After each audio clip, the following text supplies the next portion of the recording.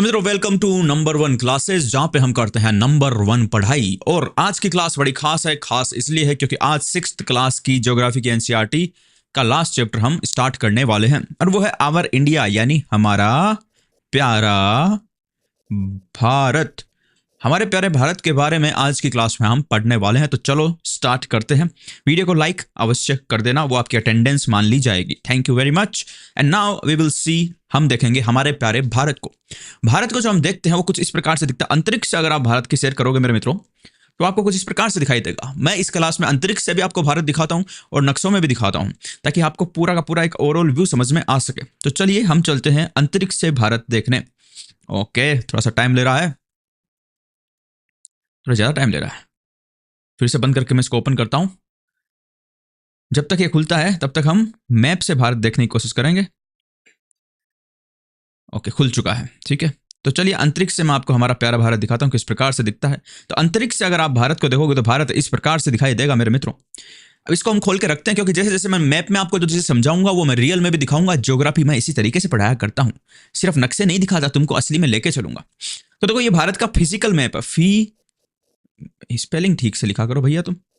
Physical map है ये भारत का, यानी कि भारत का फिजिकल मैप है। कौन सा मानचित्र? फिजिकल को क्या बोलते हैं? मुझे फिजिकल की हिंदी नहीं याद आ रही, कुछ भी बोलते होंगे, देख लेना आप। तो ये फिजिकल मैप है। फिजिकल का मतलब जो पठार है, जो पर्वत है, नदियां हैं, नाले हैं।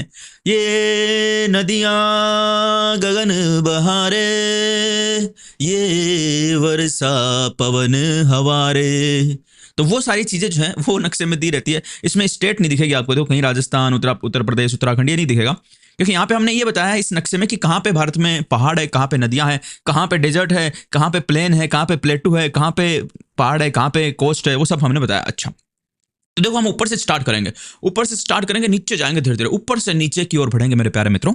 तो चलो बढ़ते हैं। सबसे पहले देखेंगे तो भारत का जो ये भारत, देखो एक बात बताऊं मैं, भारत में जब भी भारत को देखता हूं ना, तो एक तो हम भारत को पुरुष रूप में देखते हैं, भारत हमारा देश है, और दूसरा हम माता के रूप में देखते हैं। जब भी हम इसको भारत को माता के रूप में देखोगे तो आप ढंग से देखोगे तो आपको ऐसे दिखाई देगा मित्रों कि जैसे कोई औरत साड़ी पहन के और एक हाथ पल्लू, क्योंकि औरतें जब साड़ी पहनती है तो एक हाथ को यूं रखती है पल्लू के लिए, है ना, पल्लू संभाल के रखती है, और दूसरे हाथ को यूं फैला के रखती है ना। तो इस तरीके से देखो, ये पल्लू जो है भारत माता ने यहाँ पे पल्लू संभाला हुआ है, और ये दूसरा हाथ है, ये सिर है माता का, और ये नीचे, क्योंकि औरतें जब साड़ी पहनती है तो वो नीचे से मतलब यूं यूं ऐसे थोड़ी सी संकरी हो जाती है, देखो वो साड़ी नीचे है। इस तरीके से मुझे भारत माता के दर्शन होते हैं इस नक्शे में।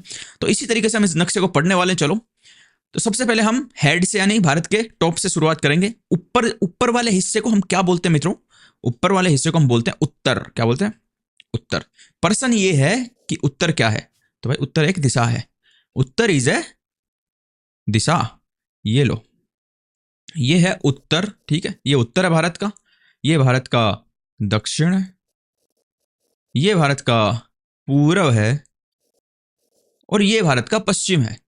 तो आज मैं ये भारत का जो फिजिकल पश्चिम भारत का जो ये फिजिकल मैप है मित्रों, वो तुम्हारे खोपड़े में ऐसा घुसा दूंगा कि जन्म जन्म का साथ है आपका और इस मैप का, ऐसा गाना आप गाने लग जाओगे। देखो, सबसे पहले ऊपर की बात करते हैं। ऊपर सबसे पहले आता है ट्रांस हिमालय। हिमालय को 3 भागों में बांटा गया है ना। ट्रांस हिमालय, वृहत हिमालय यानी कि ग्रेट हिमालय, और लेसर हिमालय। इस तरीके से 3 में बांटा गया है। ट्रांस हिमालय का मतलब होता है कि हिमालय के बाद मेन जो बड़ा हिमालय है वो ये है ना, इसमें बड़ा है। उसके बाद लेसर हिमालय यानी छोटा हिमालय आएगा। यानी हम जैसे नीचे से जाएंगे, यहाँ पे राजस्थान में क्या है? राजस्थान में है रेगिस्तान। इधर क्या है? इधर प्लेन है। लेकिन जैसे जैसे ऊपर जाएंगे तो एक छोटे छोटे हिमालय में दिखेंगे, छोटे छोटे हिमालय। अच्छा, छोटे छोटे। ओके, फिर जैसे हम और आगे जाएंगे तो बहुत ऊंचे ऊंचे हिमालय दिखेंगे, बहुत ऊंचे ऊंचे पर्वत। फिर और आगे जाएंगे तो फिर ऊंचे ऊंचे पर्वत के बाद वाला हिमालय दिखेगा। तो ये जो एरिया है ये हमारा लद्दाख का एरिया है। लद्दाख है ना, और ये ट्रांस हिमालय में आता है, ट्रांस हिमालय में। और उसके बाद में उसके नीचे बड़े हिमालय आते हैं, वृहत हिमालय आते हैं, ग्रेट हिमालय आते हैं। ठीक है, तो ये भारत के ऊपर टॉप का बात है, उत्तर की बात है। तो ये तो हमने नक्शे में देख लिया, पर मजा नहीं आया भाई साहब। आप तो दिखाओ हमको, ऐसे मजा नहीं आता। लेके चलो हिमालय में, लेके चलोगे तभी तो पढ़ाना हुआ। दिखाते तो सभी है यूट्यूब पे, लेके कोई नहीं जाता। मैं लेके चलता हूँ तुमको। चलो, ये हम भारत में आ गए, और हम यहाँ की बात कर रहे हैं, कहाँ की? ऊपर की, टॉप की। तो चलो टॉप पे चलते हैं।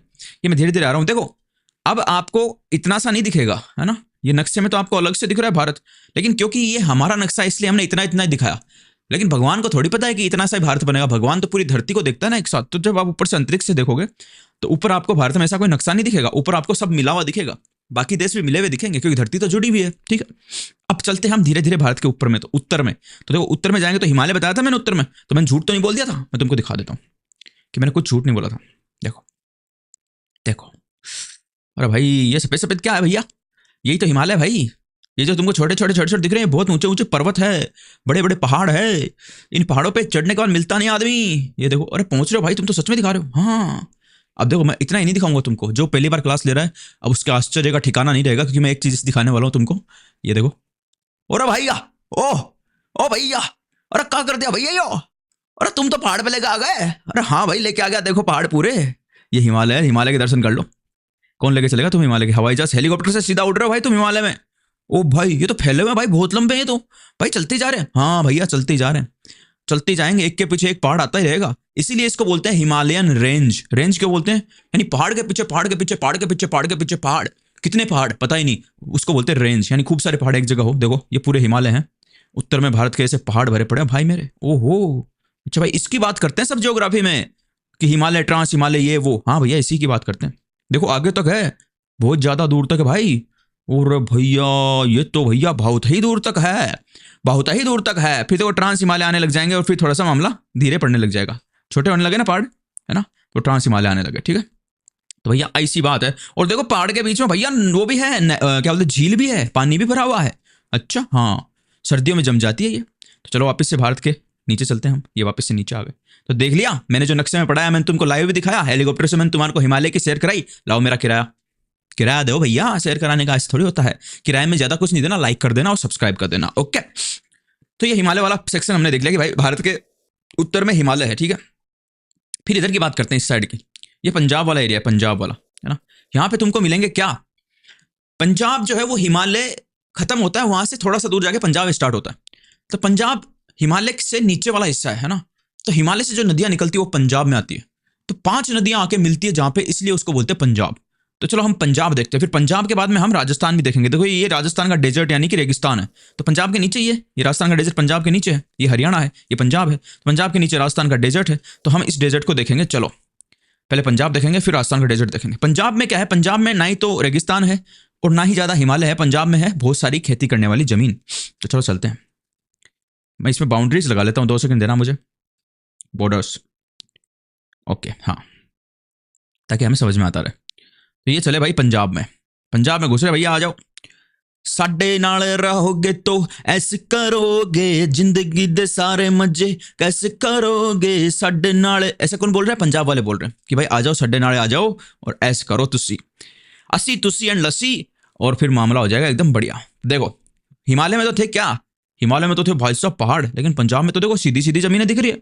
अरे हाँ भाई, पंजाब में खेत दिख रहे हैं, ये हरा हरा क्या है, ये हरे हरे खेत है भैया, ये हमारे पंजाब के खेत है। हमारे पंजाब में जो हमारे किसान जो उगाते हैं हमारे लिए, जिसको हम खाते हैं, वो देखो खेत ही खेत भरे पड़े पंजाब में भाई साहब, इतने सारे खेत। और भाई बहुत सारे हैं पंजाब में, बहुत खेती होती है। क्यों, क्योंकि यहाँ पे 5-5 नदियों के संगम होता है मेरे मित्रों। इसलिए देखो पंजाब में देखोगे जिधर ही खेत मिलेंगे, सीधी जमीन, इसीलिए तो वहाँ पे जनसंख्या ज्यादा है। देखो देखो देखो, ये शहर बसे हुए बीच में ना, ये सारे शहर बसे हुए हैं और सारे खेत ही खेत भरे पड़े भाई पंजाब में। अच्छा तो देखो तुमको हिमालय से दिखाऊंगा, हिमालय से जहाँ हिमालय खत्म होता है थोड़ा सा, वहां से पंजाब स्टार्ट होता। तो हमारा पंजाब जो है ना, वो हमारा पंजाब टूट गया। मतलब पहले पाकिस्तान वाला पंजाब भी भारत के पंजाब दोनों एक ही थे, लेकिन फिर भारत पाकिस्तान का जब विभाजन हुआ तो उसमें पंजाब के 2 टुकड़े कर दिए गए। अच्छा तो देखो हिमाचल प्रदेश, लुधियाना है, हिमाचल प्रदेश देखा हुआ तुमने, सुना हुआ नाम।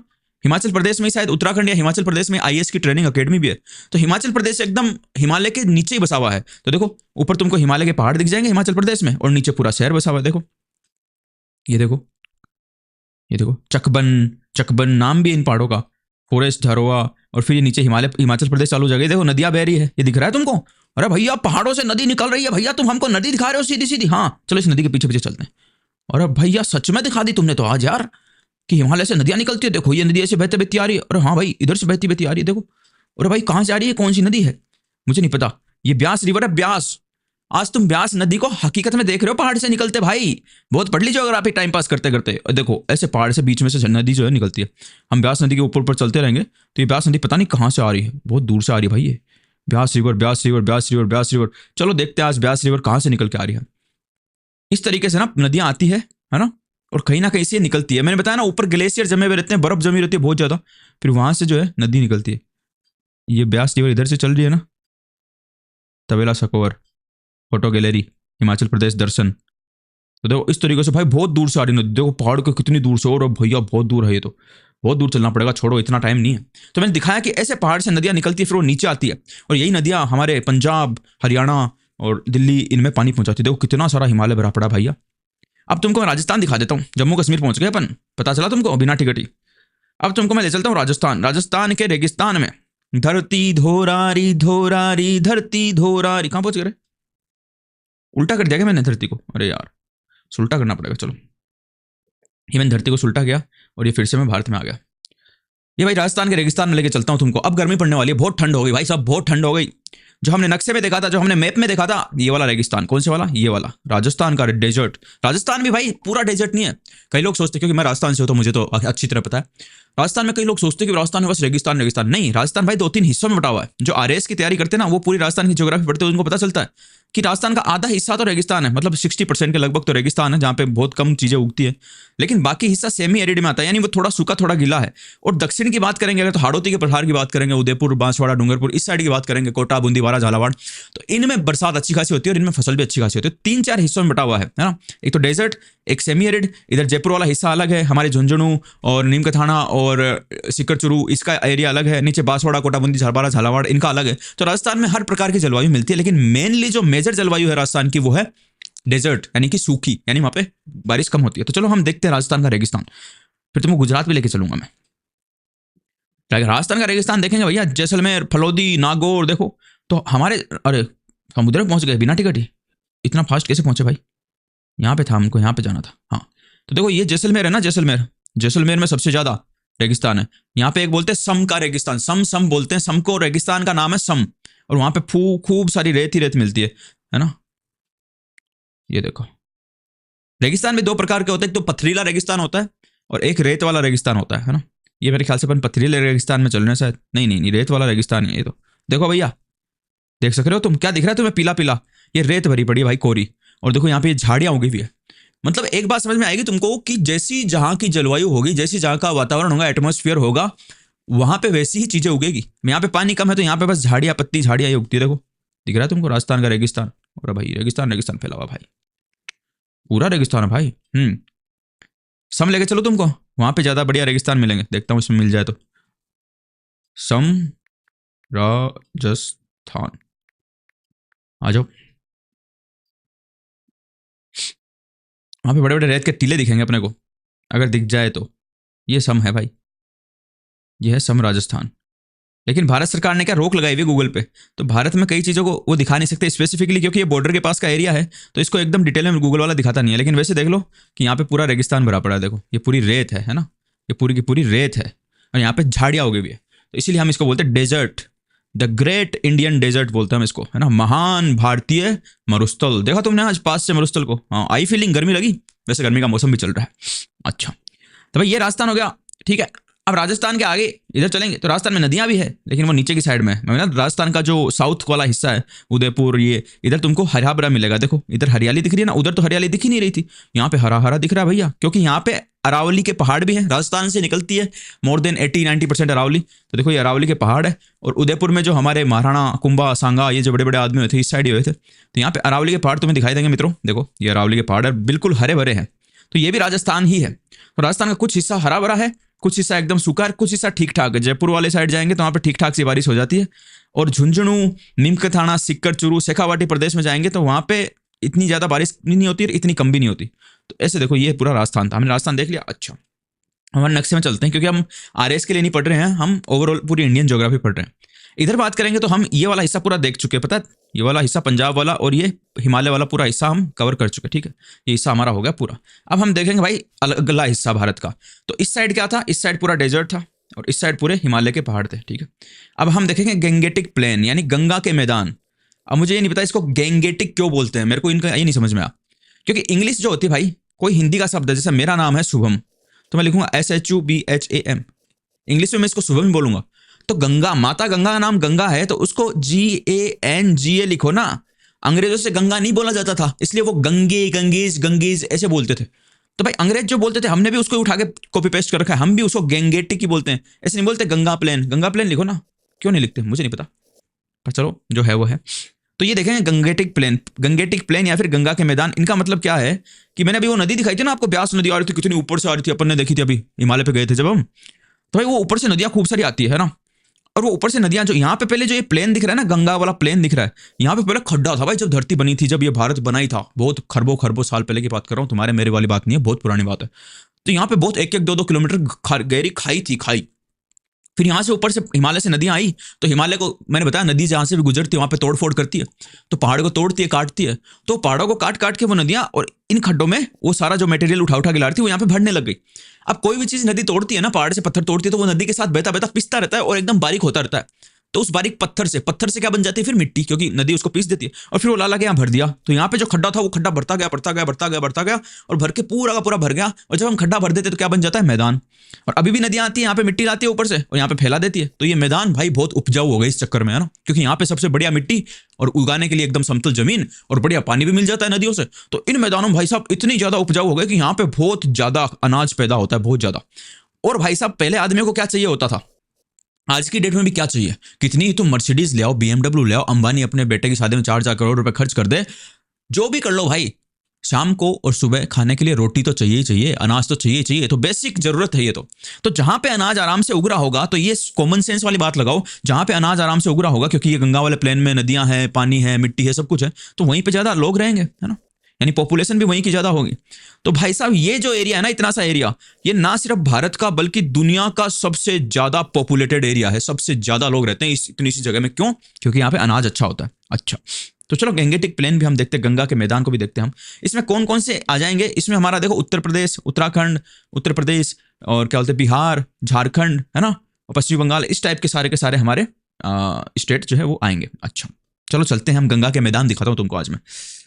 बार बार लोड होता है भाइयों, ये उल्टा क्यों हो जाता है मुझे नहीं समझ में आया। चलो भारत में देखो, अंतरिक्ष में आ गए, ऊपर देख रहे हो तुम, ये आकाश गंगा दिख रही है पीछे। अरे भाई गजब गजब चीज दिखाते हो भाई तुम तो, यही तो बोल रहा हूँ मैं, किराया देना पड़ेगा देखने का लाइक करके। तो देखो ये है भैया गंगा के मैदान, है ना, ये उत्तर प्रदेश हो गया, हरियाणा हो गया, पंजाब में मैदान ही है ना, और नीचे आएंगे तो झारखंड, वेस्ट बंगाल ये हो गया। तो यहाँ की तुम देखोगे ना, तो यहाँ पे नदियां तुमको बहती हुई मिलेगी बहुत सारी। देखो ये नदी जा रही, कौन सी नदी है ये भैया, अभी देखते हैं हम। घग्गर नदी है ये, घाघरा नदी, है ना। तो देखो जहां से भी नदी निकलती है तो नदी अपने साथ बहुत सामान लेके आती है और फिर उसको फैला देती है, तो फिर वहां बन जाते हैं मैदान। तो देखो यहाँ पे जहां भी देखोगे ना तो हरा हरा ही दिखेगा। क्यों? ये सारे खेत है भाई लोगों के, और लोगों ने जमीनों में कुछ ना कुछ उगा रखा है। तो यहाँ पे इतना अनाज होता है, इतना अनाज होता है कि यहाँ पे भर भर के लोग रहते हैं, भर भर के लोग रहते हैं, समझ गए। देखो ऊपर से भी ये सारी, ये सांप से दिख रहे हैं तुमको ऐसे, ये सांप नहीं है, इतना बड़ा एनाकोंडा नहीं हो सकता। ये नदियां हैं सारी जो हिमालय से निकल के आ रही है, क्योंकि हिमालय पास ही पड़ता है। देखो हिमालय ऊपर ही तो है, ये रहा हिमालय, ये रहा हमारा गंगा का मैदान। तो मैदान कैसे बना समझ में आ गया, हिमालय पे बर्फ जम रही थी और मैंने वहां से नदी दिखाई कि पहाड़ में से घूमती घूमती नदी आई, और यहाँ वाले खड्डे थे जो पहले बहुत पहले खड्डा था, यहाँ पे उसको सारे को भर दिया और बढ़िया मिट्टी आती है, यहाँ पे बढ़िया पानी आता है और बढ़िया एकदम खेती होती है। लेकिन यहाँ पे ज्यादा नदी होने से एक नुकसान भी मित्रों, कि यहाँ पे बाढ़ भी बहुत आती है। जब ऊपर पानी ज्यादा हो जाता है ना, जैसे बरसात हो रही है, तो बिहार में, इधर बिहार में हो गया, उत्तर प्रदेश में भी बाढ़ आई हुई थी अभी, है ना, बिहार में यहाँ पे बाढ़ आती है। बाढ़ का मतलब पानी भर जाता है और लोगों का रहना मुश्किल हो जाता है, और बाढ़ से ही फिर नदी जो है मिट्टी भी फैलाती है वहां पे। तो देख रहे हो तुम, ये सारा का सारा गंगा का मैदान है, तुमको दिखा रहा हूँ आज मैं ऊपर से, देख लो। ये देखो नदी के पास चलूँ मैं, चल लो भाई, तुम्हारी मर्जी है भैया, नदी दिखाता हूँ तुमको पास से मैं।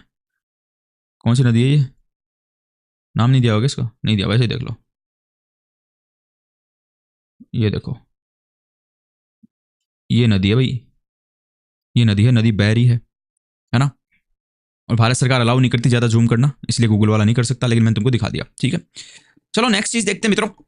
तो हमने यहाँ के मैदान देख लिए, हमने यहाँ के डेजर्ट सारे देख लिए, डेजर्ट इस साइड में डेजर्ट थे, है ना, हमने पंजाब का मैदान देख लिया, और हमने हिमालय पर्वत श्रेणी देख ली। ओके, अब और क्या है भाई भारत में, और भी बहुत कुछ, ऐसे थोड़ी खत्म होगा। ये है सेंट्रल हाईलैंड, है ना, सेंट्रल हाईलैंड। सेंट्रल हाईलैंड के बारे में भी हम पढ़ेंगे, ठीक है, सेंट्रल हाईलैंड के बारे में पढ़ेंगे। इस तरीके से भारत बटा हुआ है। तो सेंट्रल हाईलैंड का मतलब क्या है कि भाई पहले ये जमीन जो है ना, मतलब ये पूरी ऊपर वाला मैदान और नीचे वाला ये हाईलैंड, ये दोनों एक ही साइज के थे, सेम साइज के थे, है ना। और सेम साइज के होने से क्या होता था भैया, सेम साइज के होने से ये होता था कि एक नदी निकलती है यहाँ से, ब्रह्मपुत्र, है ना, ब्रह्मपुत्र नदी निकलती है यहाँ से, हिमालय से, यहाँ से निकलती है, ऐसे घूमती है, फिर यहाँ से ऐसे घूमती है ना, फिर ऐसे घूम के, और फिर ऐसे घूम के, ऐसे घूम के यहाँ पे आती थी, ऐसे घूम के यहाँ पे राजस्थान से भी निकलती, मतलब इस साइड भी आती थी। इतनी लंबी नदी थी भाई, यहाँ से घूम के ऐसे आती थी पहले, है ना। पूरे भारत को क्रॉस करती थी वो। तो उसी से हमारा जो है बहुत सारी मैदान बने, बहुत सारे खेत बने। लेकिन फिर क्या हुआ, मैंने बताया नीचे धरती की प्रोसेस चलती रहती है, नीचे लावा है बहुत सारा, उकल रहा है वो ऐसे। तो वो लावा जो है ना, मैं देखो लावा भी मैंने मेरे पास होगा, मैं दिखाऊंगा। लावा जो है ना, लावा नीचे से जोर लगाता रहता है धरती के। तो ये वाला जो हिस्सा है ना, ये वाला हिस्सा उठ गया उस जोर से, थोड़ा सा ऊपर उठ गया, और ये वाला थोड़ा नीचे रह गया। तो पहले ये नदी यहाँ से निकलती थी, वो उधर से घूम के आती थी, यहाँ से निकलती थी वो नदी, है ना, ब्रह्मपुत्र नदी की बात कर रहा हूँ मैं। लेकिन क्योंकि ये हिस्सा उठ गया, तो देखो अब यहाँ से ये सेंट्रल हाईलैंड कहाँ से उठा, देखो इसकी बाउंड्री कहाँ पे, इसकी बाउंड्री यहाँ पे है ना, यहाँ पे ना सेंट्रल हाईलैंड की बाउंड्री। हाईलैंड का मतलब, हाई का मतलब ऊंचा हो गया जो लैंड। तो पहले ये नदी आगे जाती थी, लेकिन अब ये उठ गया तो नदी के सामने दीवार आ गई। तो नदी ने क्या किया, ब्रह्मपुत्र नदी ने वो आगे जाना उसने बंद कर दिया, और यहीं से घूम के वो ऐसे जाने लग गई। ठीक है, ऐसे घूम के ऐसे जाने लग गई नीचे बंगाल की साइड में, है ना, वेस्ट बंगाल की साइड में और बांग्लादेश की साइड में ऐसे। तो इसलिए ये जमीन उठी हुई है, कोई जमाने में ये उठ गई थी, तो इसलिए इसको हाईलैंड बोलते हैं, सेंट्रल हाईलैंड। ठीक है, अच्छा दिखेगी वैसी ही है, क्योंकि यहाँ से उठी है। अरे रुक ना भाई, क्या मजा ले रहा तू, यहाँ से उठी है तो दिखेगी तो जमीन जैसी जमीन, लेकिन इतनी इतनी जमीन उठी हुई है ना, ये समझ गए तुम। अच्छा जी, उसके बाद भाई नीचे देखते हैं दक्कन का पठार, डेक्कन प्लेट्यू। डेक्कन प्लेट्यू भी हम देखेंगे। प्लेट्यू मैंने बताया नक्शे में दिखाई नहीं देगा तुमको, क्यों, क्योंकि प्लेट्यू जब हम पढ़ रहे थे पिछली वाली क्लास में, तो मैंने बताया प्लेट्यू ऐसा होता है कि कोई जगह ऐसे ऊपर उठी और फिर बराबर रहेगी, कई दूर तक समतल रहेगी और फिर नीचे हो जाएगी। तो ये जो बराबर वाला हिस्सा है ना, ऊपर वाला, कि बहुत लंबा होता है, कई कई किलोमीटर लंबा होता है मित्रों। तो यहाँ पे लोग भी रहने लग जाते हैं, है ना, यहाँ पे बिल्डिंग भी बन जाती है, लोग भी रहने लग जाते हैं। तो इसीलिए हमको पता नहीं चलता इसका, ये पहाड़ नहीं है कोई कि ऐसे चूंच मिलेगी, नहीं, ये बहुत दूरी तक लंबा समतल फैला हुआ है, लेकिन कहीं पे जाके ये नीचे आएगा, खाई मिलेगी तुमको आगे जाके। तो इसीलिए दक्कन प्लेटू का भी ये सिस्टम है। इस दक्कन प्लेटू में भाई साहब बहुत सारी चीजें हैं। हमारे जो बड़े बड़े महाराष्ट्र के बड़े बड़े जो शहर है वो इस प्लेटू में मिलेंगे। जो शिवाजी थे, शिवाजी महाराज का जो राज्य था वो भी इस दक्कन प्लेटू में था। और इस दक्कन प्लेटू में पहाड़ पर्वत ये भी बहुत मिलते हैं, है ना। अच्छा, तो दक्कन प्लेटू की अगर मैं बात करूं तो तुमको दिखाना चाहूं, पता नहीं चलेगा, देखो प्लेटू का पता नहीं चलता है क्योंकि प्लेटू बहुत लंबा चौड़ा होता है। लेकिन मैं बताऊं कहां पे है, अगर तुमको मैं थोड़ा बहुत बताऊं तो हम यहां से की बात कर रहे हैं। देखो महाराष्ट्र में इस साइड की बात कर रहे हैं। ये महाराष्ट्र पूरा क्या है, ये महाराष्ट्र दक्कन प्लेटू के आसपास ही बसा हुआ है।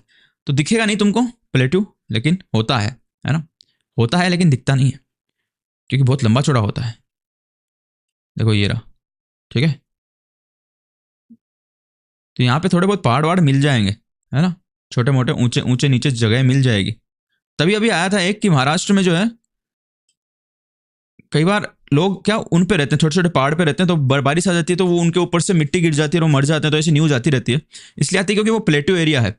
तो सीधा तो है लेकिन कुछ जगह उसकी ऊंची भी है ना। ये हो गया प्लेट्यू वाला सिस्टम, ठीक है। मेरे बोला प्लेट्यू दिखाई नहीं देता क्योंकि बहुत लंबा होता है वो, इसलिए पता नहीं चलता अपने को। उसके बाद भाई ये प्लेट्यू वाला सिस्टम हो गया, नीचे प्लेट्यू देख लिया हमने, दक्कन प्लेट्यू देख लिया। फिर और भारत में क्या है, और भी चीज़ है भारत में, क्या है, वेस्टर्न घाट है भाई, वेस्टर्न घाट। ये दिखेगा तुमको क्योंकि ये पहाड़ है और ये बहुत ऊंचा है तो इसलिए दिख जाएगा। ये वेस्टर्न घाट है हमारा। वेस्टर्न घाट का मतलब क्या होता है, कई दिनों तक तो मैं भी जब मैंने स्टार्ट किया था ज्योग्राफी पढ़ना, मुझे पता नहीं था कि वेस्टर्न घाट होता क्या है। मेरे हिसाब से तो घाट वो होता है जहाँ पे कपड़े धोते हैं, है ना, या फिर हमने सुना गंगा घाट किनारा, लेकिन वेस्टर्न घाट मैंने सोचा ये क्या चीज़ है। फिर मुझे पता चला ये तो पहाड़ों का नाम है। अच्छा हाँ, तो देखो वेस्टर्न इसलिए बोलते हैं क्योंकि भारत के ये वेस्ट में, इस साइड का हिस्सा वेस्ट होता है, तो इसलिए इसको बोलते हैं वेस्टर्न घाट, पश्चिमी घाट। ये क्या है, ये पर्वत है भैया, और ये बहुत लंबे पर्वत है, कंटिन्यूअसली यहाँ से लेके यहाँ तक जा रहे हैं, है ना, कंटिन्यूअस जा रहे हैं, तो इसको बोलते हैं वेस्टर्न घाट। ये मैं तुमको दिखा सकता हूँ, ये मैं तुमको बिल्कुल दिखा सकता हूँ, सेप्रेम दिखा सकता हूँ। देखो यहाँ पे है, ये जो हरा हरा हिस्सा दिख रहा है इधर ना, ये वेस्टर्न घाट का हिस्सा है। जैसे जैसे मैं जूम करूंगा तो हम वेस्टर्न घाट तक पहुंचेंगे, और ये गूगल मैप पे आपको अच्छी तरीके से दिखाई दे जाएगा। ये देखो, ये वेस्टर्न घाट के पर्वतमाला है, ये पर्वत है, दिख रहे हैं, पहाड़ दिखाई दे रहे हैं तुमको।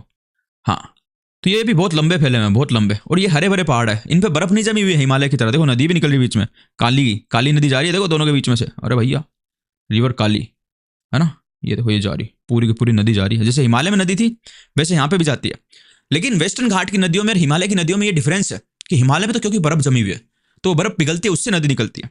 लेकिन वेस्टर्न घाट में बारिश से आती है। बारिश जब आती है, जब मानसून पड़ेंगे ना, तो वेस्टर्न घाट में भाई साहब, वेस्टर्न घाट के आसपास बहुत बारिश होती है ना, क्योंकि ये पहाड़ यहाँ बीच में है, देखो भारत के एकदम इस साइड में किनारे पे है। तो ये समुद्र से जो हवाएं आती है वो पानी लेके आती है, और फिर वो पानी इन पहाड़ों से टकराता है। देखो ये पहाड़ बहुत ऊंचे ऊंचे हैं, तो वो पानी इन पहाड़ों से टकराता है, फिर वहीं बरस जाता है ना। तो यहाँ पे बहुत बारिश होती है। तो यहाँ की जो नदियां हैं वो बरसाती नदियां हैं, या फिर पहाड़ों में जो पानी इकट्ठा होता रहता है उससे निकलने वाली नदियां हैं, बर्फ से नहीं निकलती। हिमालय वाली नदियां बर्फ से निकलती है। तो इससे एक चीज और समझोगे कि भाई यहाँ पे तो बर्फ है ही नहीं, तो इसका मतलब बारिश नहीं होगी तो यहाँ की नदियां का पानी कम हो जाएगा। बिल्कुल हो जाएगा। हिमालय की नदी हमेशा चलती रहेगी, हाँ हमेशा चलती रहेगी। क्यों? क्योंकि वहां पे बर्फ जमी हुई है, और बर्फ तो हमेशा जमी हुई रहती है, तो पिघलती रहती है वो, और पानी आता रहता है। देखो ये पहाड़ है, पूरे वेस्टर्न घाट भाई, बहुत ऊंचे ऊंचे पहाड़ है ये तुमको जो दिख रहा है ना इतना सा, ये कई कई सौ हजार हजार मीटर ऊंचा है, ठीक है। देखो इस तरीके से मैंने तुमको वेस्टर्न घाट दिखा दिया। अब वेस्टर्न घाट की ही तरह मित्रों एक और घाट है, उसको बोलते हैं ईस्टर्न घाट। क्या बोलते हैं? ईस्टर्न घाट। इधर वेस्टर्न घाट तो इधर है, ईस्टर्न घाट इधर है। ये भी उसी तरीके का पर्वत है, लेकिन ये इतना ऊंचा नहीं है जितना वेस्टर्न घाट है। वेस्टर्न घाट जो है, पश्चिमी घाट जो है भारत का, वो बहुत ऊंचे पर्वत है और एकदम सीधे हैं, लंबे हैं, और बीच में उनकी जगह नहीं मिलती, यानी कि वो एकदम जुड़े हुए हैं ऊपर से लेकर नीचे तक। बहुत कम जगह मिलती है जहां से तुम निकल सकते हो वहां पे, है ना। निकलने के लिए जगह ढूंढनी पड़ती है, पूरे के पूरे पर्वत जुड़े हुए एकदम सीधी लाइन में। लेकिन ईस्टर्न घाट में ये सिस्टम नहीं है मेरे मित्रों। ईस्टर्न घाट बहुत बीच बीच में कटे हुए हैं और छोटे भी हैं। तो आप बोलोगे कि भाई वेस्टर्न घाट ऊंचा है, ईस्टर्न घाट छोटा है, ऐसा क्यों हुआ? क्यों हुआ ऐसा? क्या कारण था कि ईस्टर्न घाट छोटा है? क्या भगवान को ईस्टर्न घाट पसंद नहीं था? क्या भगवान ने उसके साथ अन्याय किया? अन्याय नहीं किया, तो फिर क्या किया? देखो भारत में अगर ऐसे देखोगे तो बहुत सारी नदियां निकलती है, तुमको दिखाता हूं मैं। कई चीजें, कई कंसेप्ट में यहाँ पे नक्शे दिखा दिखा के तुमको समझा रहा हूँ, जो आगे आएंगे एडवांस कंसेप्ट है, लेकिन मैं सोच रहा हूँ कि जहां जहां हम जो जो कर रहे हैं उसी के साथ हम समझते हुए चले तो ज्यादा अच्छा होगा। तो देखो भारत में बहुत सारी नदियां भैया, भारत के बीच में से भी बहुत सारी नदियां बहती है, मैं तुमको दिखाता हूँ अभी। Let me show you something bro. नदी मुझे कोई दिख जाए, मुझे कोई नदी दिखाई दे रही है, ये रही। देखो ये नदी, कौन सी नदी है ये? नाम आएगा अभी। ये है हमारी यार, ये तो तमिल में नाम लिख दिया इसने भाई। तमिल तो मेरे को आती नहीं, हिंदी में नहीं है क्या यार? गजब कर रहे हो भाई। हमारा नाम गोदावरी रही, और ये गोदावरी नदी है ना। तो देखो कहां से बहती हुई आ रही है भाई साहब, ऊपर से आ रही है, एकदम बहुत ऊपर से, है ना। देखो कितनी ऊपर से आ रही है, लेकिन जा रही नीचे है। किधर जा रही है? वेस्ट की तरफ जा रही है। अरे भाई वेस्ट की तरफ इधर जा रही है, हाँ जिधर, नहीं ईस्ट की तरफ जा रही है, सॉरी ईस्ट की तरफ। इधर ईस्ट होता है, इधर इधर ईस्ट होता है ना। भारत का ईस्ट ही है ना ये, देखो वेस्टर्न घाट उधर है, ईस्ट इधर। तो गोदावरी नदी भी ईस्ट की तरफ जा रही है। फिर देखो ये एक और नदी दिख रही है मुझे भाई, ये भी ईस्ट की तरफ जा रही है, हाँ ये भी पूर्व की तरफ जा रही है। इधर एक और नदी है, हाँ भाई ये भी ईस्ट की तरफ जा रही है। अच्छा इधर एक और, अरे भाई ये भी इधर जा रही है, हाँ। अरे एक और नदी वो भी इधर जा रही है, हाँ इधर के समुद्र में मिल रही है। क्यों भाई सारी नदियां इधर क्यों जा रही है? सारी नदियां इधर इसलिए जा रही है मित्रों, क्योंकि भारत जो है ना, भारत का ढलान जो है ना, ढलान वो इस साइड में ही है। देखो भारत जब यहाँ पे नहीं था, भारत है ना, भारत कहीं से चल के आया था, और चल के आके भाई हिमालय वाले हिस्से में घुस गया, है ना। तुमको ये दिख रहा है ना, देखो देखो तुमको सब दिखाता हूं मैं। जहां से भारत जुड़ा हुआ है ना, जहां से तुम्हें भारत का नक्शा समझ में आना बंद हो जाता है, यानी ऊपर सब में मिल जाता है वो, है ना। और जहां पे हिमालय खड़े हैं, यहाँ पे भारत आके भाई, भारत ने धक्का मारा था ऊपर वाली जमीन को बहुत जोर से। तो धक्का मारा, मैंने बताया ना, जो फोल्ड माउंटेन बनते हैं कि कहीं दो जगहों को दबाओगे तो बीच वाली हिस्सा उठ जाएगा, तो जो हिस्सा उठा ना वो हिमालय बन गए। तो भारत कहीं और से चल के आता, क्योंकि जमीन चलती रहती है हमेशा, आज भी चल रही है। हिमालय अभी भी ऊंचा उठ रहा है, क्योंकि ये धक्का अभी भी लग रहा है। तो ये भारत चल के आया, इसने धक्का मारा जोर से, है ना। अब जैसे धक्का मारा ना, तो मैं किसी के टकराऊंगा तो मैं कितना किधर तो झुकूंगा ना, ऐसे सीधा सीधा टकरा जाऊंगा। मैं कोई ग्रेट खली तो हूं नहीं, मैं टकराऊंगा तो मैं कहीं ना कहीं झुकूंगा, इधर या उधर। तो भारत जब टकराया ऊपर, और जब हिमालय बन रहा था और जोर से एकदम धक्का मुक्की हो रही थी, उस टाइम भारत की जमीन जो है ना वो इधर झुक गई, इधर ईस्ट में थोड़ी सी झुक गई, है ना, थोड़ी सी झुक गई। तो इसीलिए अब तुमको पानी का सीधा सा हिसाब किताब पता है। कहीं भी तुम पानी डालते हो तो पानी किधर जाता है?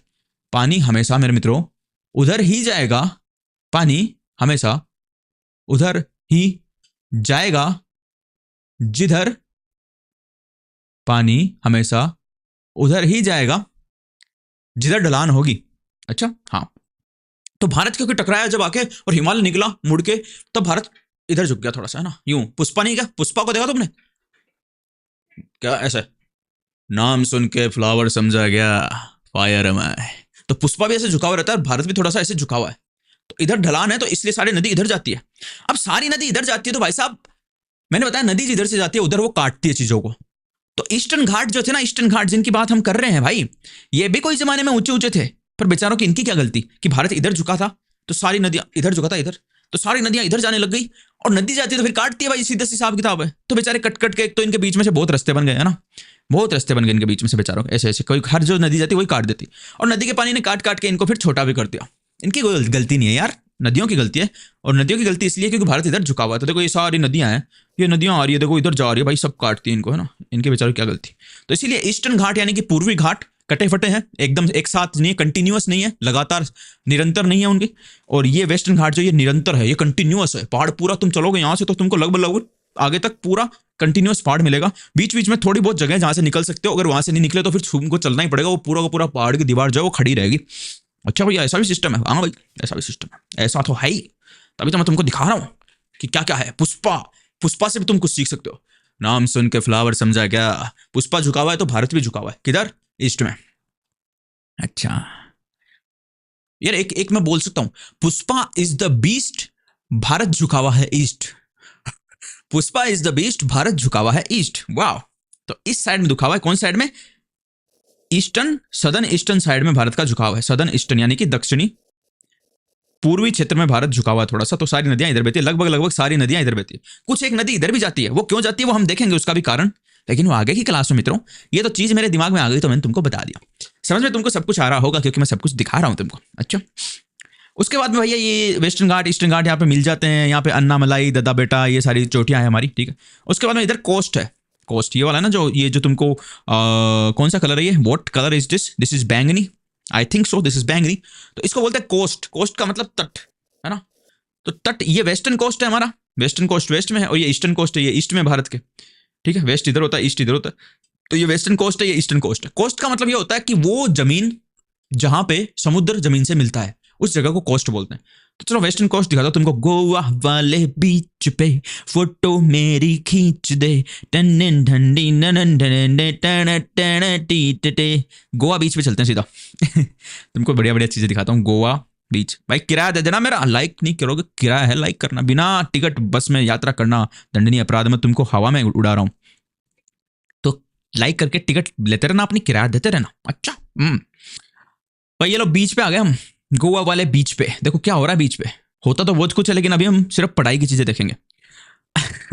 ये देखो ये समुद्र है। ओ भाई, भाई तुम तो गजब आदमी हो यार, हैं हमारे को समुद्र पे लेके आ गए। हाँ लेके आ गया। ये देखो झोपड़ियां बनी हुई है बीच पे, लोग क्या करते हैं यहाँ पे पैसे देके झोपड़े में जाके चड्डा पहन के अपना पड़ जाते हैं इधर आराम से, और पीते रहते दारू वारू, और इधर से बैठे बैठे इस बीच को देखते रहते हैं, इस समुद्र को देखते रहते। देखो समुद्र में लहरें उठ रही है, और भाई तो यहाँ पे ये टकरा रही है, यहाँ पे देखो, यहाँ पे। अच्छा मैं एक सिस्टम देखा था मैंने, इसमें है क्या, देखिए काम करता है क्या, चेक करने दो मुझे। स्क्रीन पे मैं लिख सकता हूँ स्क्रीन राइट, मुझे क्या करना है, हाँ देखो ये रहा। तो ये देखो ये जो है ना, ये पूरा का पूरा नदी है, ये मतलब समुद्र की लहरें इधर से आ रही है ना, समुद्र की लहरें इधर से आ रही है, और यहाँ पे जमीन है, दोनों मिल रहे हैं, इसको बोलते हैं बीच। और ये कौन सा बीच है? गोवा वाले बीच पे झोपड़ियां बनी हुई है, लोग यहाँ बैठ के आराम से मजे करते हैं, ऐश करते हैं, है ना। तो ये सिस्टम भाई, डिलीट कैसे मारूंगा इसको मैं, बैक दबाऊं, क्या दबाऊं, कैसे होगा ये, डिस्कार्ड। अच्छा देखा तुमने, ऐसा भैया सिस्टम, इसको बोलते हैं बीच। तो ये वेस्टर्न कोस्ट है पूरा, वेस्टर्न कोस्ट देखो फैला हुआ है पूरे भारत में, आगे तक जाएंगे तो चलता ही रहेगा, वेस्टर्न कोस्ट चलता ही रहेगा, बहुत लंबा है, पूरे भारत के इस साइड का हिस्सा तुम्हें दिख रहा है ना सफेद सफेद, वाई, क्योंकि यह बीच है। अच्छा, और ये ईस्टर्न कोस्ट है इधर, ईस्टर्न कोस्ट, ये ईस्टर्न कोस्ट है, ये ईस्टर्न कोस्ट है पूरा, है ना, ईस्टर्न कोस्ट है ये वाला। लेकिन एक चीज देखोगे तुम, तो भाई ईस्टर्न कोस्ट देखोगे, ये देखो ऊबड़ खाबड़ बहुत ज्यादा है ना, बहुत ऊबड़ खाबड़ देखो, और भाई खाई खाई सी दिख रही है इसमें तो, ईस्ट वाले में तो, पूर्वी वाले में तो। लेकिन वेस्ट वाला देखोगे तो देखो एकदम सीधा है ना, मस्त है ना, सीधा है ना एकदम, देखो एकदम सीधा सीधा है। तो इसीलिए भाई बंदरगाह जो मिलेंगे ना, बंदरगाह, बंदरगाह क्या होता है, जहां पे बंदर उछल कूद करते हैं, ऐसा मैंने लिखा था जब मैं छोटी क्लासों में था, और मास्टर ने मेरे बहुत कुटाई की थी, क्योंकि मैंने ये डेफिनेशन लिखी थी, मेरे क्वेश्चन आया था, कौन सी क्लास थी वो, 5वीं क्लास थी, 6ठी क्लास थी, बंदरगाह की परिभाषा लिखिए। तो मैंने लिखा बंदरगाह ऐसी जगह होती है जहां पे बंदर उछल कूद करते हैं। लेकिन आज मुझे पता है कि बंदरगाह में बंदर उछल कूद नहीं करते, बल्कि जहाज उछल कूद करते हैं, है ना। अब किसी बच्चे को तुम ऐसे पूछोगे, उसको नहीं पता बंदरगाह क्या होता है, तो वो तो बंदर देख के लिख देगा ना कुछ भी।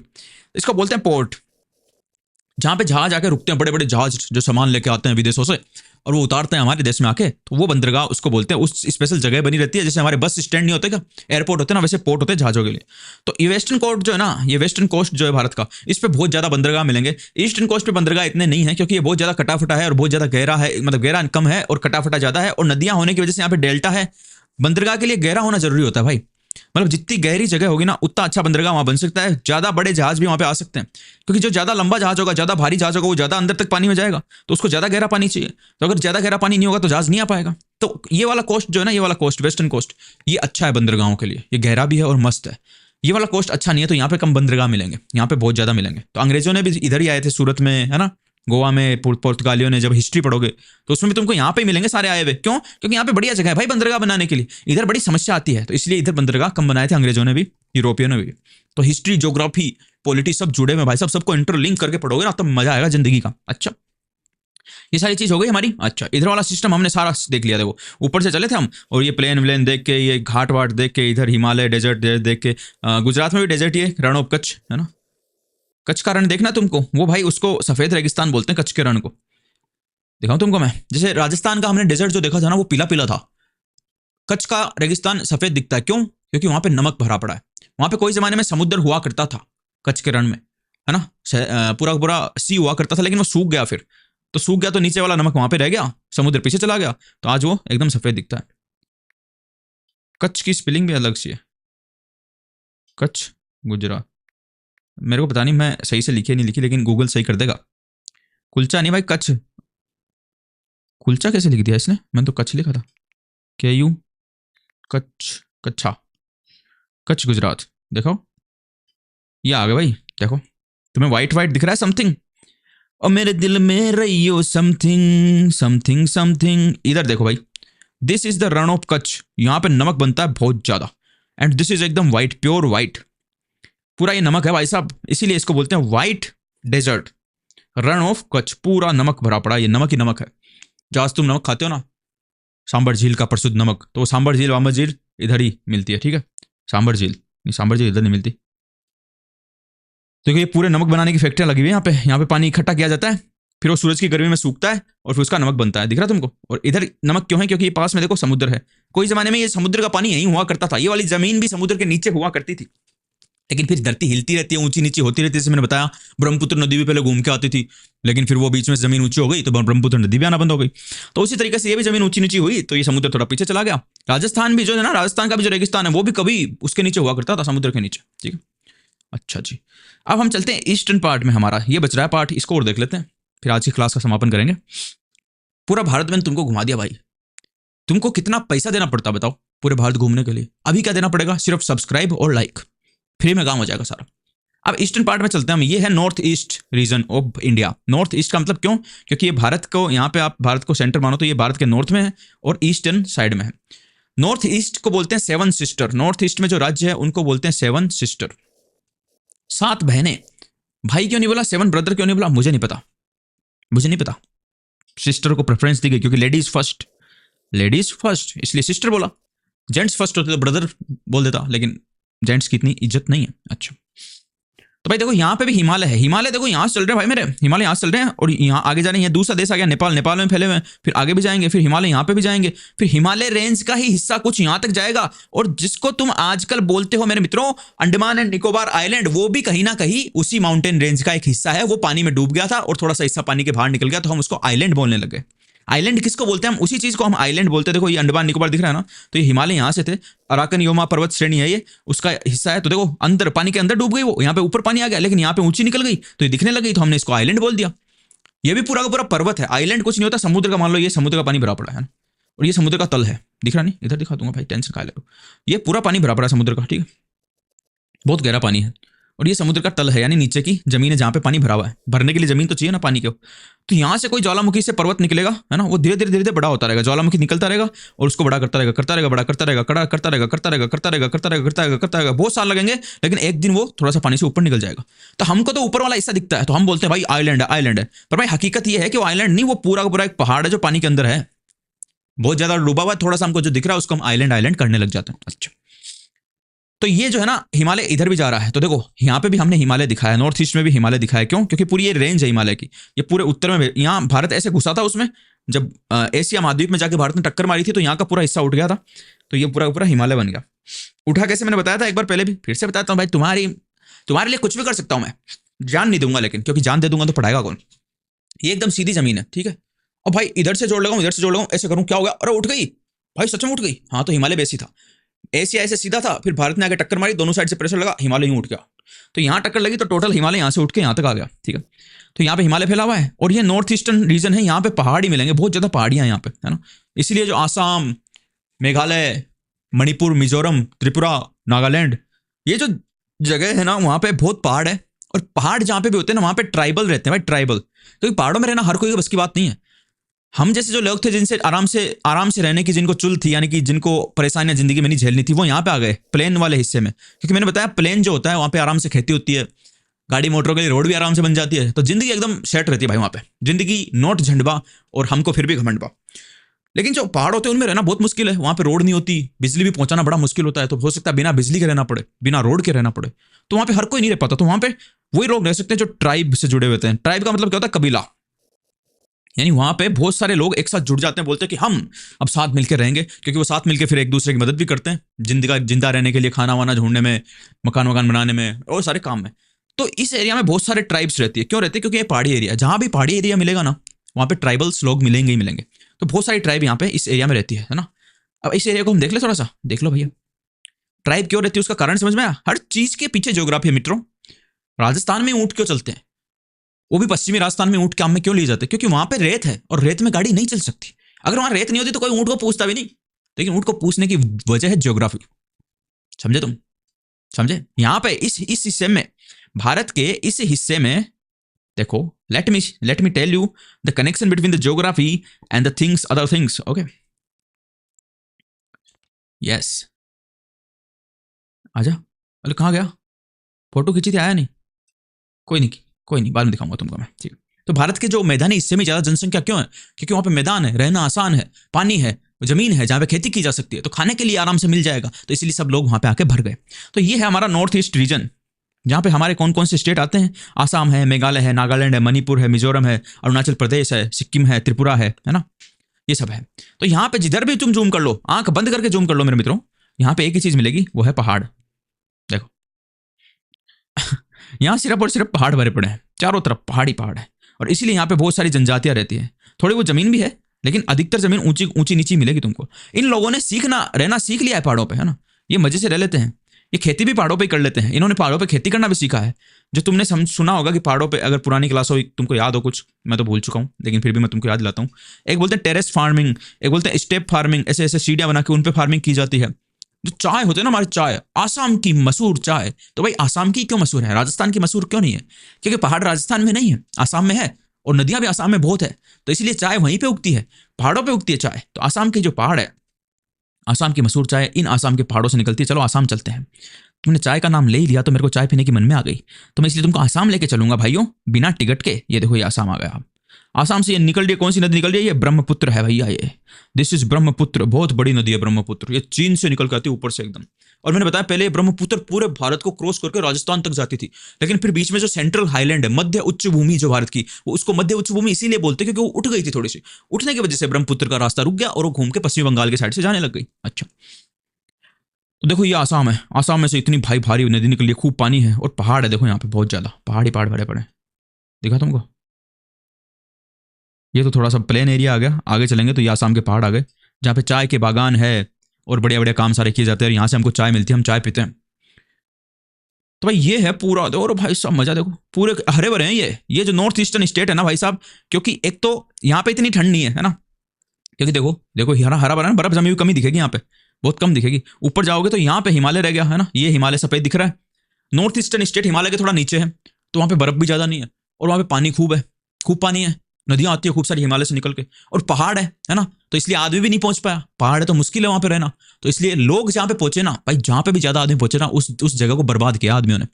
आदमी इस धरती के लिए सबसे बड़ा खतरा इंसान ही है। तो यहाँ पे पहुंच नहीं पाए क्योंकि यहाँ पे पहाड़ है तो रहना मुश्किल है। तो भाई आदमियों की यहाँ पे टांग नहीं लगे, आदमियों का हस्तक्षेप कम से कम रहा, है ना। तो इस वजह से जो यहाँ पे इन्वायरमेंट था, प्राकृतिक वातावरण था, उसको वो छेड़ने वाला नहीं था, तो वो खूब फला फूला। तो देखो इन स्टेट में आपको बहुत ज्यादा हरियाली दिखेगी, नॉर्थ ईस्ट में, आसाम, मणिपुर, मेघालय, मिजोरम, नागालैंड, त्रिपुरा, इनमें। तो भारत की सबसे ज्यादा जहां पे वन मिलेंगे ना, फॉरेस्ट मिलेंगे, वो यही मिलेंगे। भारत की सबसे ज्यादा फॉरेस्ट कवर यही मिलेगा।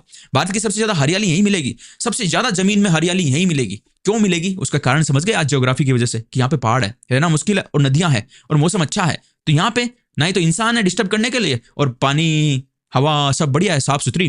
तो इसलिए यहाँ पे खूब फैलते हैं क्या, पौधे। ओके, तो देखो हर चीज में ज्योग्राफी है मित्रों, हर चीज में ज्योग्राफी। और ये भारत का लास्ट एंड है, जिसको बोलते हो कन्याकुमारी, या फिर कन्याकुमारी भी बोलते कई लोग। तो ये रवाई देख, कन्याकुमारी लेके चलता हूँ तुमको मैं। ये है एकदम लास्ट में जो टुक टुक टुक टुक टुक चौंच है ना भारत की, दिस इज कन्याकुमारी। आज तक नाम ही सुना है, आज तुमको लेके चल रहा हूं मैं बिना टिकट।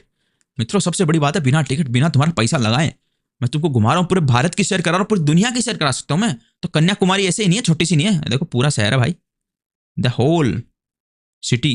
अब यहाँ पे 3D नहीं उपलब्ध कराती भारत सरकार, जो अलाउ नहीं करती है 3D। नहीं तो अमेरिका में तो 3D मिल जाएगा तुमको, देखना इस तरीके से भारत सरकार भी अलाउ कर दो, देखने में थोड़ा और मजा है। तो ये पूरा कन्याकुमारी है। कन्याकुमारी के आगे देखो विवेकानंद रॉक मेमोरियल भी बना हुआ है यहाँ पे कन्याकुमारी के आगे। पूरा का पूरा ये क्या है तुमको बताया ना मैंने, कई जमीन नीचे डूब जाती है, फिर कहीं से ऊंचे उठ जाती है, उसको आइलैंड बोलते हैं। तो ये थोड़ा सा एक आइलैंड टाइप का है, और इसमें विवेकानंद जी का रॉक मेमोरियल बना दिया गया, क्योंकि वहीं पे जाके उन्होंने कुछ अपना साधना वादना की थी, है ना। यहाँ से कूद के गए थे वो विवेकानंद जी समुद्र में तैरते हुए, फिर उस चट्टान पे चढ़ गए, वहां पे जाके उनको परम ज्ञान की प्राप्ति हुई थी। शायद ये वही जगह है, इसलिए इसने रॉक मेमोरियल बना रखा है। अब यहाँ पे तो हम बिल्डिंग नहीं देख सकते, लेकिन अमेरिका चलोगे ना, अमेरिका में बिल्डिंग अलाउ देखना, पता नहीं क्यों भारत वाले नहीं करते। देखो यहाँ पे दिख जाएगा, मैं तुमको दिखाता हूँ। न्यूयॉर्क चलता हूँ, ऐसे ही लेके चला हूँ टाइम पास के लिए, हमारा वो तो खत्म हो गया, कोई जाना चाहे जा सकता है, लेकिन न्यूयॉर्क अमेरिका जिसको घूमना है बिना टिकट के वो रुक जाना, ठीक है। और बाकी कल की क्लास में पढ़ेंगे। अमेरिका घुमा लेता हूँ थोड़ी देर, फिर चलते हैं। देखो ये न्यूयॉर्क में आ गए, न्यूयॉर्क सिटी, है ना। और भाई देखो इसमें चलूंगा मैं तो तुमको यहाँ पे सब कुछ दिख जाता bro. You will see everything here. देखो यहाँ पे अलाउ करती है सरकार, हमारी सरकार अलाउ नहीं करती। यहाँ पे बिल्डिंग एकदम 3D में देख सकते हो तुम। देखो ये बिल्डिंग है जैसे, है ना। अभी देखना मैं तुमको न्यूयॉर्क शहर की सैर कराता हूँ, अमेरिका का शहर। भाई देखो भरी पड़ी है बिल्डिंग है, जैसे हमारे ईंटें रखते हैं ना, वैसे ये बिल्डिंग है यहाँ पे। ये देखो ओ भाई, ब्रो भैया गजब। और भैया तुम तो शहर के अंदर घुस गए। हाँ भैया अंदर घुस गया मैं। और भैया ये तो गजब दिख रहा। हाँ भाई ऊपर से गजब दिखता है, अंदर जाओगे ना तो पता चलेगा कि कितना घटिया है ये। बदबू मारते हैं सारे शहर ये। देखो बड़ी बड़ी बिल्डिंग है यहाँ पे, कई कितने मालों की बिल्डिंग है पता ही नहीं मुझे, तो ऊंची ऊंची बिल्डिंग खड़ी है भाई। ये देखो, है ना। हमारे भारत में नहीं देख सकते हम 3D बिल्डिंग, भारत सरकार अलाउ नहीं करती बहुत सारी जगहों पे नक्शे बनाना। ये देखो गजब गजब बिल्डिंग है, देखो, है ना। ये है न्यूयॉर्क शहर, पत्थर से भाई। एक बार बताऊं तुमको मैं, अभी तो तुमको ये बिल्डिंग दिख रही है ना, जैसे मान लो कभी लड़ाई वड़ाई हो जाएगी, या फिर 1000 2000 5000 10,000 साल हो जाएंगे, उसके बाद यहाँ पे पत्थर से खड़े हुए दिखेंगे। जैसे आज हम देखते हैं ना हड़प्पा सभ्यता, अरे ये तो कहीं कहीं भी यहाँ पे तो बिल्डिंगें थी, यहाँ पे तो नाते थे, यहाँ पे तो राजा रहता था। ऐसे अनुमान लगाते ना, इनका भी अनुमान लगाना पड़ेगा 10,000 साल बाद में, क्योंकि ये भी मिट्टी में मिल जाएंगे सब। जो भी खड़ा है वो मिट्टी में मिलेगा। आज जिस चीज के तुम मालिक हो, कल उसका मालिक कोई और होगा जिसको तुम जानते भी नहीं होगे। तो इस तरीके से भाई देखो 3D है ना। तो न्यूयॉर्क घुमा दिया तुमने मैंने। अब तुम लाइक कर दो, क्योंकि किराया देना पड़ेगा भाई, ऐसे नहीं घुमाता फ्री में, किराया देना पड़ेगा। लाइक कर दो, सब्सक्राइब कर दो और शेयर भी कर दो। अपने साथ अपने दोस्तों को भी लाओ घुमाने, दोस्तों के साथ एकदम पूरा ग्रुप में घूमने में मजा आता। भाई लोग आज की वीडियो में इतना ही। ऊपर जो नंबर 1 लिखा हुआ है उसको दबा के सब्सक्राइब कर लो, इस बस में बैठ जाओ, क्योंकि ये बस घुमाती है पूरी दुनिया में। उधर पूरी की पूरी प्ले लिस्ट आ रही है, ज्योग्राफी की सारी वीडियो जो मैंने अभी तक बनाई, आगे बनाऊंगा, सब मिल जाएगी एक जगह पे। और रात को जो हम नॉर्मली पॉलिटी पढ़ते हैं 8 से लेकर 9 बजे के बीच में लाइव क्लास में, तो रात को आना चाहो तो रात को भी आ जाना। वहां पे मैं तुमको भारत के संविधान में घुमाऊंगा। Okay bye, see you in the next class. Thank you very much for watching the video. Have a good day.